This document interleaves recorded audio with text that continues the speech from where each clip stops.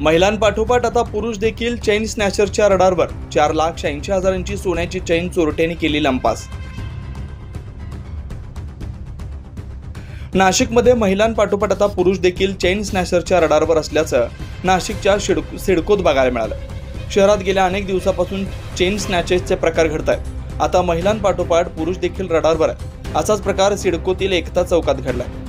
पोलिसांनी दिलेल्या माहितीनुसार भावेश पवार व त्याचे मित्र हे त्याच्या घराजवळ गप्पा मारत उभे असताना त्याच्यावर पाळत ठेवून असलेल्या 2 दुचाकीस्वारांनी त्यांच्या गळ्यातील 4,86,000 रुपयाची सोन्याची चेन लांबवत पोबारा केला। या घटनेत भावेश पवार यांच्या मानेला देखील दुखापत झाली। ही घटना सीसीटीव्ही मध्ये कैद झाली असून या प्रकरणी अंबड पोलीस ठाण्यात गुन्हा दाखल करण्यात आला। या घटनेचा अधिक तपास अंबड पोलीस स्टेशन करत आहे। माझं नाव भावेश पवार।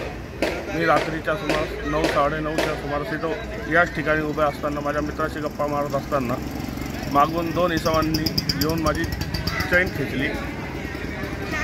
जवळजवळ ती 7 तोळ्याची होती।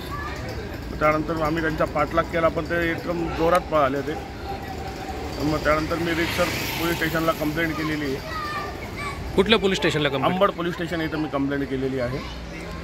चेन किती रुपयाची होती? चेन ही जवळजवळ 5 लाखाच्या आसपास असं 7 तोळे सोनं होतं। 2 चैनी होत्या त्या।